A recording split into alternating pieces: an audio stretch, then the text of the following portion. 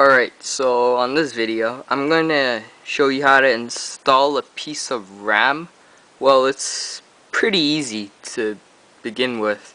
It's not really hard, but, you know, if you don't really know a lot about computers, you might not know how to install one. So, I'm here to teach you.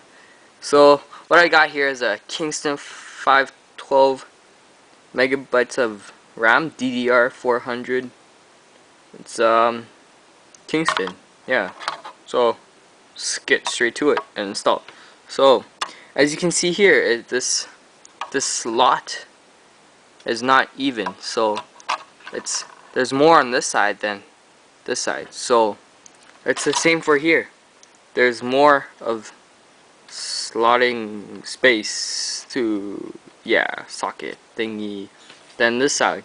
So what you gotta do is line up this to this, and then just know to get it on the right side, because if you do this, then for sure it's not gonna go in. And then so just put it over here, try getting it in, shouldn't it? Okay, and then push down on both sides and it should snap into part.